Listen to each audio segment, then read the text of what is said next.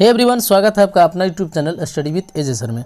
आज हम लोग क्लास 10th के फिजिक्स का चैप्टर नंबर पहला पढ़ने वाले हैं और इस चैप्टर का नाम है प्रकाश का परावर्तन, है ना। ये चैप्टर नंबर आपका 1 है और इस चैप्टर का नाम है प्रकाश का परावर्तन। तो इस चैप्टर का पहला टॉपिक हम लोग पढ़ेंगे जिसका नाम है प्रकाश, है ना। इस चैप्टर का हम लोग पहला टॉपिक पढ़ेंगे जिसका नाम है प्रकाश। तो दुनिया में वे सारी वस्तुएं जिसे आप देख पाते हैं तो इसका मतलब ये है कि उस वस्तु में प्रकाश पड़ रही है, ठीक है। इसका अगर परिभाषा आपको पूछा जाए तो आप इसका आंसर कैसे देंगे, तो चलिए हम लोग देखते हैं। ये कह रहा है कि प्रकाश वह कारक है ना, या वो लिखा हुआ है, प्रकाश वह कारक है जिसकी सहायता से हम किसी वस्तु को देखते हैं और किसी वस्तु को देखने के लिए प्रकाश के साथ साथ आँख का भी होना जरूरी है। अगर आपके सामने कोई वस्तु रखा हुआ है और उस वस्तु में अगर प्रकाश नहीं पड़ रहा है तो भी आप उस वस्तु को नहीं देख पाएंगे, या उस पर अगर प्रकाश पड़ रहा है, आपके पास आँख नहीं है तो भी आप उस वस्तु को नहीं देख पाएंगे, ठीक है। तो चलिए हम लोग फिर क्वेश्चन नंबर अगला देखते हैं। क्वेश्चन नंबर अगला कह रहा है कि प्रकाश स्रोत क्या है, ठीक है। क्वेश्चन नंबर क्या कह रहा है, प्रकाश स्रोत। तो मैं आपको समझा दूं कि यह स्रोत का जो मतलब होता है कि जिस भी बिंदु से या जिस भी चीज़ से जो चीज़ हो रहा होता है उसी को उसका स्रोत कहते हैं। कहने का मतलब यह प्रकाश स्रोत की अगर बात किया जा रहा है तो यहाँ प्रकाश जिस वस्तु से भी निकलेगा वह वस्तु आपको क्या कहलाएगा, प्रकाश कहलाएगा, ठीक है। यहाँ क्या कह रहा है कि जिस वस्तु से, ठीक है, जिस वस्तु से प्रकाश निकलता है उसे क्या कहते हैं, प्रकाश स्रोत कहते हैं, ठीक है। और प्रकाश स्रोत जो है पूरा विश्व में प्रकाश स्रोत दो ही तरह के होते हैं। कितने तरह के होते हैं, दो तरह के। पहला प्राकृतिक स्रोत, है ना, और दूसरा मानव निर्मित स्रोत। तो इसमें हम लोग जानेंगे दोनों स्रोत को, किसको प्राकृतिक स्रोत कहेंगे और किसको मानव निर्मित स्रोत कहेंगे, ठीक है। तो प्राकृतिक स्रोत का परिभाषा अगर आपसे पूछा जाए तो प्रकृति में पहले से ही जो वस्तु उपलब्ध है उसे हम लोग प्राकृतिक स्रोत कहते हैं। जैसे सूर्य, तारे आदि प्राकृतिक स्रोत है ना। सूर्य हम पृथ्वीवासियों के लिए जो है, सूर्य जो है हम पृथ्वीवासियों के लिए प्रकाश का सबसे बड़ा स्रोत है, ठीक है। प्रकाश का सबसे बड़ा स्रोत हम लोगों की, हम सभी पृथ्वीवासियों के लिए क्या है,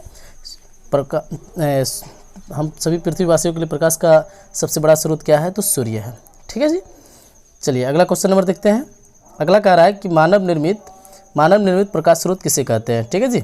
मानव निर्मित प्रकाश स्रोत किसे कहते हैं। तो कह रहा है कि बिजली का जलता बल्ब या ट्यूब, मोमबत्ती, लैंप, लालटेन, दिया आदि प्रकाश के मानव निर्मित स्रोत है। कहने का मतलब जिस भी स्रोत को मानव ने बनाया है, किसने बनाया है, मानव ने, उसे ही कहेंगे मानव निर्मित प्रकाश स्रोत। तो आप इसका एग्जाम्पल, बहुत सारा एग्जाम्पल दे सकते हैं।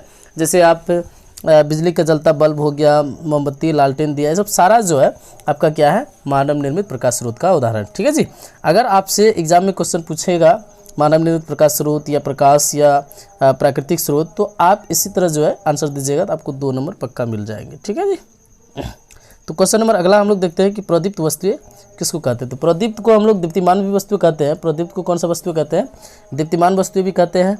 यानी कि दीप्तिमान का मतलब होता है कि जो क्षेत्र जो है प्रकाश से मतलब क्या कह रहा है कि वैसी वस्तुएं जो प्रकाश उत्सर्जित करता है, ठीक है जी। क्या कहता है कि वैसी वस्तु जो प्रकाश को उत्सर्जित करता है उसे क्या कहते हैं, प्रदीप्त वस्तु कहते हैं। प्रदीप्त कहने का मतलब हो गया कि सिंपल आप समझ लीजिए जिससे प्रकाश निकलता है, ठीक है जी। जैसे सूर्य हो गया, बिजली का जलता बल्ब हो गया, सब जो है आपका प्रदीप्त वस्तु। तो ये ज़्यादातर आपको ऑब्जेक्टिव में पूछने की ज़्यादा संभावनाएं हो सकती है कि प्रदीप्त वस्तु किसको कहते हैं, ठीक है जी। आपको अगर प्रदीप्त वस्तु पूछे तो आप सिंपल और सीधा सा आंसर दीजिएगा कि वैसी वस्तु जो प्रकाश उत्सर्जित करता है उसे क्या कहते हैं, प्रदीप्त वस्तु कहते हैं। अगला देखिए, अप्रदीप्त वस्तु किसको कहते हैं। अप्रदीप्त का मतलब होता है कि जो वस्तु प्रकाश उत्सर्जित नहीं करता है, ठीक है जी। जो वस्तुएं प्रकाश उत्सर्जित नहीं करता है उसे अप्रदीप्त वस्तुएं कहते हैं। जैसे टेबल, कुर्सी, इस तरह से किताब, बहुत सारा एग्जाम्पल आप दे सकते हैं। मेन इसका कॉन्सेप्ट समझ जाइए कि अप्रदीप्त वस्तु होता क्या है। अगला हम लोग जानते हैं प्रकीर्णन। तो प्रकीर्णन का मतलब सिंपल और सीधा सा आप लोग समझ जाइए कि प्रकीर्णन का मतलब होता है कि किसी भी चीज़ का फैलना। अगर प्रकाश की बात किया जा रहा है तो प्रकाश का सूक्ष्म कणों पर पड़कर चारों ओर फैलने की प्रक्रिया को ही क्या कहते हैं, प्रकीर्णन कहते हैं। तो फिर हम लोग अगले क्वेश्चन की ओर चलते हैं। अगला क्वेश्चन नंबर आपको कह रहा है कि प्रकाश की किरणें किसे कहते हैं, ठीक है जी। क्या कह रहा है, प्रकाश की किरणें क्या है। यानी कि एक सरल रेखा पर चलने वाले प्रकाश को प्रकाश की किरणें कहते हैं। और प्रकाश हमेशा जो है सीधी रेखा पे गमन करती है। यहाँ से आपका एक ऑब्जेक्टिव बनके तैयार हो गया कि आपसे अगर पूछा जाए कि प्रकाश कैसे गमन करती है तो आप सीधा और सिंपल सा आंसर दीजिएगा कि प्रकाश जो है सीधी रेखा में गमन करती है, ठीक। फिर अगला क्वेश्चन हम लोग देखते हैं कि प्रकाश का किरणपुंज क्या है, ठीक है जी। क्या कह रहा है, प्रकाश का किरण पुंज क्या है। तो प्रकाश का किरण पुंज का मतलब समझ जाइए, पुंज जब भी पूछा जाए तो पुंज का मतलब समूह होता है, और यह प्रकाश की बात किया जा रहा है तो इसका मतलब प्रकाश का समूह होगा। ठीक है जी। तो प्रकाश का किरणों के समूह को प्रकाश का किरण पुंज कहते हैं। ये मुख्य रूप से 3 प्रकार के होते हैं। कितने प्रकार के, 3 प्रकार के। पहला आपका होता है समांतर, सॉरी, पहला आप अपसारी बोल सकते हैं, उसके बाद समांतर, फिर अभिसारी।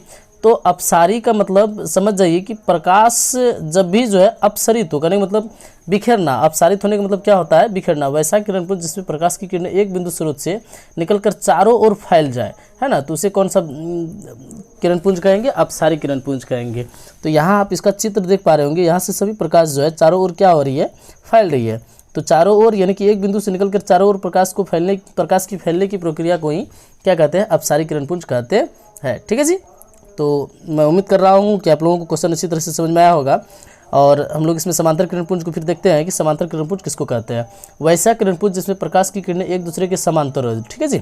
आप क्वेश्चन के नाम से ही इसका आंसर आप बता सकते हैं कि समांतर किरण पुंज अगर पूछेगा तो जिसमें प्रकाश की किरणें एक दूसरे के समांतर, उसे समांतर किरण पुंज। अपसारी किरण पुंज पूछेगा तो वैसा किरण पुंज जिसमें प्रकाश की किरणें जो है एक बिंदु स्रोत से निकलकर चारों ओर फैल जाए, उसे अपसारी किरण पुंज कहेंगे। और लास्ट आपका बन जाता है अभिसारी किरण पुंज। ठीक है जी। क्या क्वेश्चन बन जाता है, अभिसारी किरण पुंज। तो अभिसारी का मतलब होता है कि प्रकाश की किरणों का एक बिंदु स्रोत में आकर के मिलना।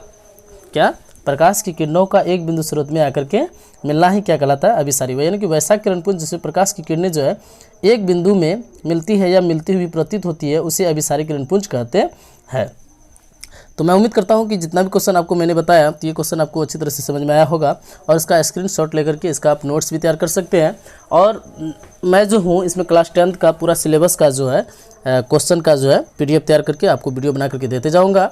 और अगर आपको जो क्वेश्चन मैं बता रहा हूं इसका अगर PDF चाहिए तो आप कमेंट बॉक्स में कमेंट करके बोल सकते हैं, और मैं उसका सोल्यूशन दूंगा कि PDF आपको कहाँ से मिल जाएगा। तो आज के लिए इतना ही, बहुत जल्द मिलेंगे फिर अगले वीडियो में, तब तक के लिए धन्यवाद।